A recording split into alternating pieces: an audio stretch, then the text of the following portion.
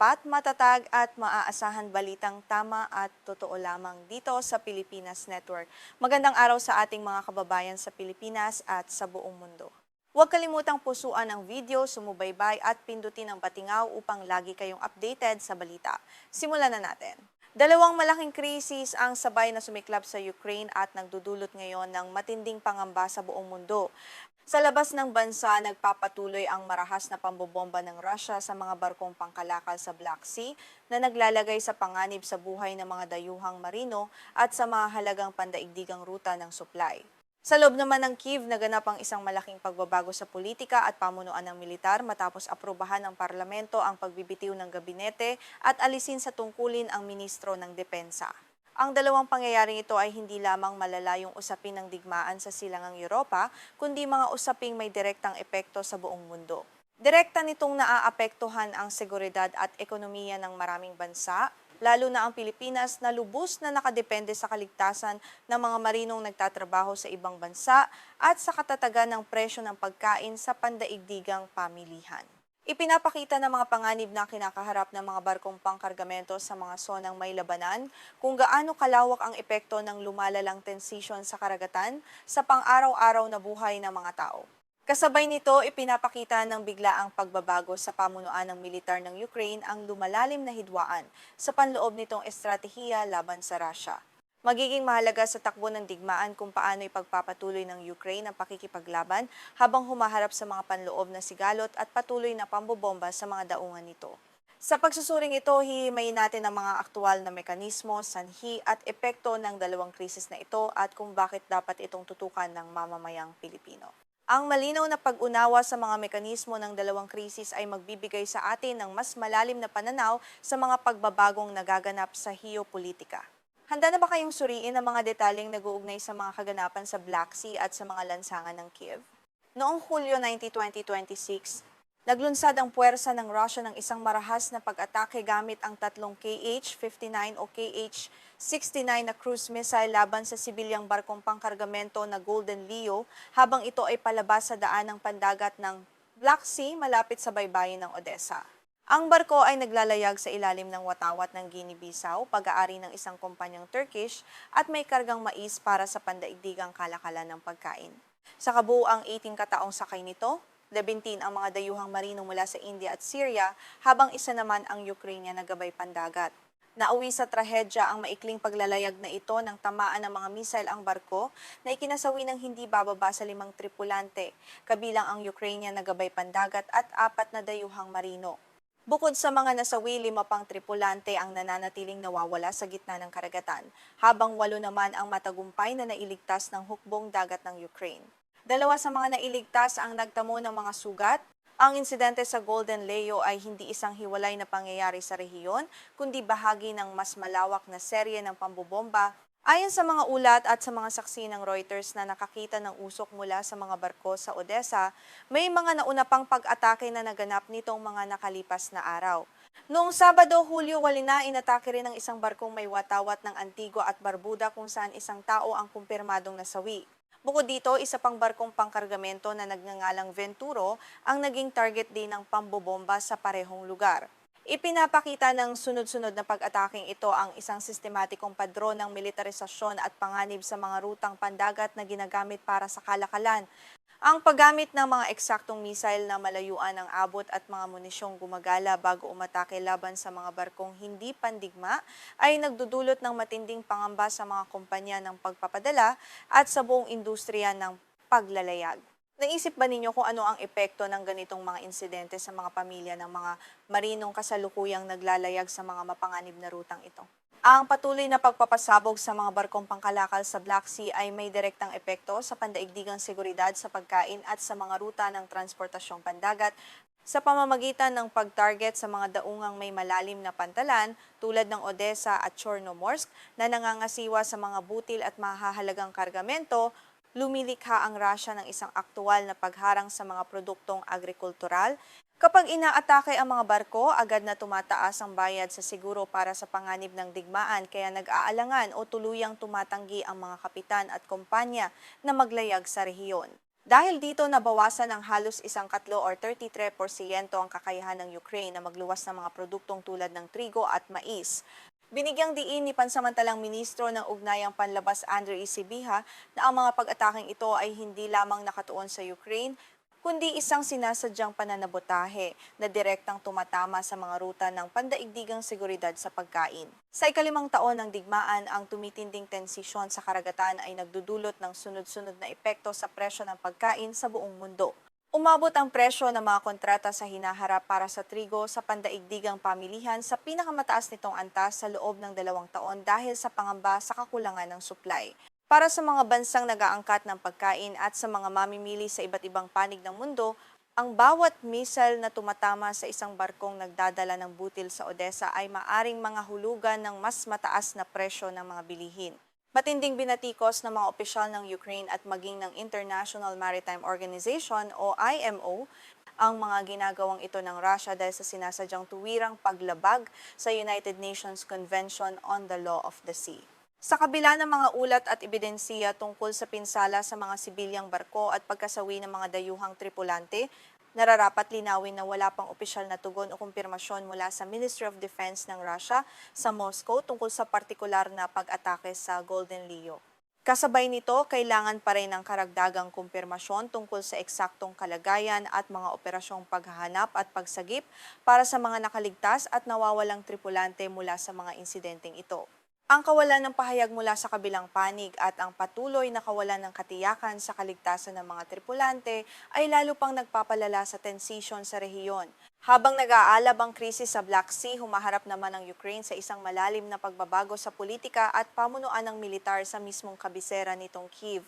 Noong Hulyo 16, 2026, formal na itinalaga ni Pangulong Volodymyr Zelensky si Yevhen Kamara, dating pinuno ng SBU Special Operations Center Alpha bilang pansamantalang ministro ng Depensa.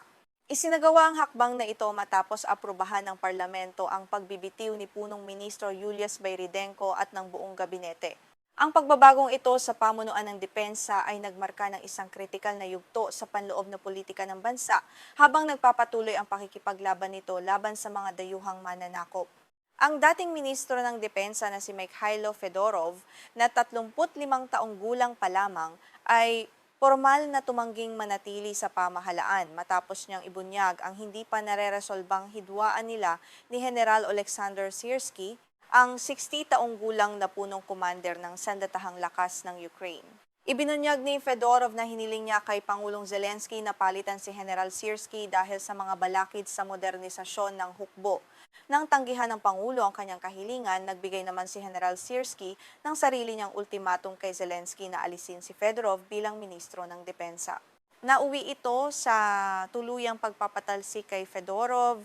Ang ganitong hayag na hidwaan at alitan sa pamunuan ay nagpapakita ng matinding tensyon sa loob ng pinakamataas na antas ng pamumuno ng militar.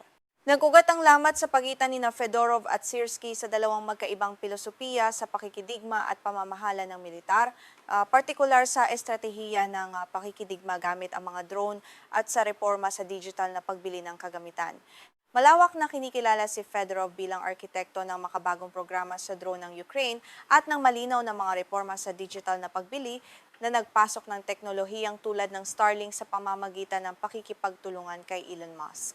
Ang kanyang estratehiyang nakasentro sa teknolohiya at bukas na digital na pag-aalok ay nagpababa umano sa presyo ng pagbili ng mga drone ng 20% at nakatipid ng humigit kumulang $1,000 sa bawat bala, engge, artillerya. Sa kabilang banda, si General Syrskyi na may pinagmulan sa tradisyonal na doktrinang militar na istilong Sobyet at karaniwang herarkiya, ay inakusahan ng mga kritiko na nagpapanatili ng burokratiko at makalumang kultura sa militar. Samantala, inaakusahan naman ng matataas na opisyal ng militar si Fedorov na nilalampasan ang formal na kadena ng utos. Sa kabila ng mga kritisismo at hidwaan, ipinapakita ng mga datos mula sa Center for Strategic and International Studies o CSIS at Defense Intelligence Agency o DIA ang malinaw na tagumpay ng estratehiyang nakasentro sa teknolohiya na isinulong ng pangkat ni Fedorov dahil sa mabilis na pagpapalawak at paggamit ng mga pag-atake ng drone at digital na koordinasyon sa mga operasyon. Nabawi umano ng Ukraine ang humigit kumulang 400 kilometro kwadrado ng teritoryo sa rehiyon ng Dnipropetrovsk mula Abril hanggang Mayo 2026. Ang tensyon sa pagitan ng mabilis na digital na pagbabago at ng tradisyonal na hierarkiya ng pamunuan ng militar ang naging pangunahing sanhi ng hidwaan sa pinakamataas na antas ng pamahalaan. Naging malinaw na ang tunggalian sa pagitan ng bagong teknolohiya at lumang doktrina ay hindi lamang usapin ng pilosopiya, kundi isang salik na maaaring magtakda sa kapalaran ng kanilang teritoryo. Ang pagpapatalsik kay Fedorov ay nagdulot ng matinding reaksyon at pagtutol sa mga lungsod ng Kyiv at Lviv kung saan tinatayang 1,000 hanggang 2,000 katao ang lumabas sa mga lansangan upang magprotesta. Kabilang sa mga nagprotesta ang mga kasalukuyan at dating sundalo na may dalang mga placard na may nakasulat na Bring Back Fedorov at Minister of Innovation, habang may ilan ding sumisigaw ng Syrskyi, Go Away. Ang ganitong pampublikong pagpapakita ng galit laban sa pamumuno ni General Syrskyi at sa desisyon ng Pangulo ay bihirang mangyari sa ilalim ng umiiral na batas militar sa bansa.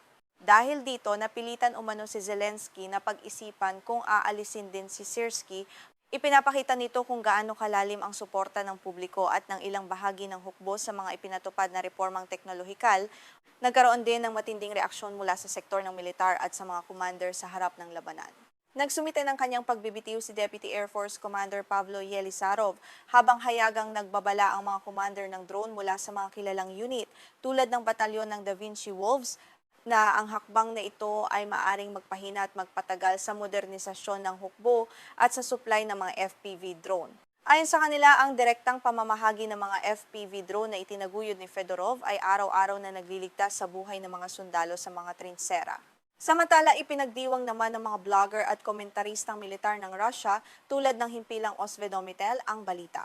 Inilarawan nila si Fedorov bilang isang epektibo at matalinong kalaban dahil sa kanyang tagumpay sa pagputol sa paggamit ng Russia sa Starlink at itinuring ang kanyang pagkakaalis bilang isang malaking regalo o bentahe para sa Moscow. Sa ilalim ng bagong pansamantalang ministro ng depensa na si Yevhen Kmara na may karanasan sa SBU Alpha Unit at sa mga operasyong malayuan ng saklaw, inaasahang magpapatuloy ang focus ng Ukraine sa pinagsamang pakikidigmang ginagabayan ng impormasyong paniktik at sa malalayuang pag-atake ng drone laban sa mga refinerya ng langis at imbakan ng supply sa loob ng Russia. Gayunman, ang pangunahing estratehikong hamon para sa bagong pamunuan ay kung paano maiiwasan ang pagbabalik ng mga tiwali o hindi malinaw na paraan ng pagbili sa harap ng mahigit 10 bilyong dolyar na badyet sa depensa. Ang pagpapanatili ng katapatan at bilis sa pagpapadala ng mga kagamitan sa harap ng labanan nang hindi naaantala ang mga naitatag na programa sa drone ang magiging sukatan ng tagumpay ni Kmara. Paano kaya mababalanse ng bagong pamunuan ang pagpapanatili ng kalinawan habang mabilis na kinukuha ang mga kinakailangang armas para sa digmaan? Ipinapakita ng pagsusuri sa kakayahang militar ng Ukraine ng isang malaking panganib ang posibleng pag-urong ng estratehiyang nakasentro sa teknolohiya na naging pangunahing bentahin ng bansa upang makatapat sa mas malaking bilang ng tropa at kagamitan ng Russia. Kung ang panloob na sigalot sa politika ay humantong sa pagbabalik ng mabagal at burokratikong proseso sa pagkuha ng mga armas at teknolohiya, maaaring mawala sa Ukraine ang kalamangan nito sa paggamit ng makabagong kagamitan sa digmaan. Ang balanse sa pagitan ng tradisyonal na estruktura ng pamumuno at mabilis na digital na pagbabago ay nananatiling isang napakasensitibong usapin para sa kaligtasan ng Estado. Kapag naantala ang modernisasyon kahit sa loob lamang ng ilang linggo, maaari itong magdulot ng malaking pinsala sa mismong linya ng labanan. Kapag pinagugnay ang dalawang kaganapang ito, makikita ang isang malinaw na padron sa geopolitika sa ikalimang taon ng digmaan. Habang sinusubukan ng Russia na putulin ang kadena ng supply ng Ukraine sa Black Sea sa pamamagitan ng pag-atake sa mga barkong pangkalakal at pagpapataas ng bayad sa siguro sa mga daungan, humaharap naman ang Ukraine sa panloob na alitang pampulitika sa mismong pamunuan ng militar nito. Ang sabay na pressure na ito, ang panlabas na pagharang at ang panloob na sigalot sa pamununo ay naglalagay sa katatagan ng Ukraine sa isang napakalaking pagsubok habang ang bawat panig ay naghahanap ng estratehikong bentahe sa gitna ng nagpapatuloy na digmaan. Ipinapakita ng pagsabay ng dalawang suliraning ito ang isang matinding lamat na maaaring samantalahin ng kalaban kung hindi agad maaayos ng pamahalaan. Ang mga kaganapang ito sa silangang Europa ay may direktang epekto sa Pilipinas at sa mga mamamayang Pilipino, lalo na sa dalawang pangunahing sektor. Una ay ang kaligtasan ng mga marinong Pilipinong nagtatrabaho sa ibang bansa na bumubuo umano sa humigit kumulang 20 hanggang 25% ng kabuuang bilang ng mga manggagawang pandagat sa buong mundo. Noong gabi ng Hulyo 2 hanggang 19, 2026, isang Pilipinong inhinyerong elektromekanikal ang kinailangang iligtas ng Ukrainian Maritime Guard mula sa isang bangkang pansagip matapos pasabugin ng drone ng Russia ang barkong pangkargamento na Venturo sa Black Sea. Dahil sa lumalalang mga pag-atake sa karagatan, kinakailangang magpatupad ang Department of Migrant Workers o DMW ng mas mahihigpit na patakaran sa mga zonang mataas ang panganib, tiyakin ang tamang dagdag na bayad para sa panganib, at igalang ang karapatan ng mga marinong Pilipino na tumangging maglayag sa mga mapanganib na lugar. Pangalawa, ang krisis sa Black Sea ay may direktang epekto sa pagtaas ng presyo ng pagkain sa loob ng Pilipinas. Ang pagtaas ng presyo ng trigo sa pandaigdigang pamilihan at ng singil sa pagpapadala dahil sa pagharang at pambobomba sa mga barkong nagdadala ng butil sa Odessa ay nagdudulot ng sunod-sunod na epekto sa gastos sa pag-aangkat ng trigo at pataba sa ating bansa. Kapag tumaas ang presyo ng hilaw na trigo at ang gasto sa pagpapadala sa pandaigdigang pamilihan, tumataas din ang presyo ng mga lokal na bilihin sa Pilipinas, mula sa pang-araw-araw na tinapay tulad ng pandesal hanggang sa pagkain na ginagamit sa pagpapalaki ng mga alagang hayop. Ang bawat pagbabago sa Black Sea at ang pagtaas ng bayad sa siguro ng mga kumpanya ng pagpapadala ay may direktang epekto sa bulsa ng pamilyang Pilipino at sa pangkalahatang gastos sa pamumuhay. Sa kabuuan, sabay na humaharap ang Ukraine sa dalawang malalaking pagsubok sa ikalimang taon ng digmaan. Ang patuloy na banta sa Black Sea dahil sa pambobomba sa mga barkong nagdadala ng butil ay nagpapalala sa krisis sa pandaigdigang supply ng pagkain at sa seguridad ng mga marino. Kasabay nito, ang malaking pagbabago sa pamunuan ng depensa matapos alisin si Mikhailo Fedorov ay nag-iwan ng matinding pangamba tungkol sa kinabukasan ng estratehiya ng Ukraine sa pakikidigma gamit ang mga drone at sa mga reforma sa digital na pagbili ng kagamitan. Ipinapakita ng dalawang isyong ito ang lalim ng mga komplikasyong kinakaharap ng isang bansang nasa gitna ng matinding digmaan laban sa isang mas malaking kapangyarihan. Sa inyong pananaw bilang mga taga-subaybay ng pandaigdigang balita, alin ang magiging mas kritikal na hamon para sa Ukraine sa mga susunod na buwan, ang seguridad ng mga pandaigdigang rutang pandagat sa Black Sea o ang panloob na katatagan ng pamunuan ng militar nito? Ibahagi ang inyong maayos at objetibong pananaw sa bahagi ng mga komento sa ibaba.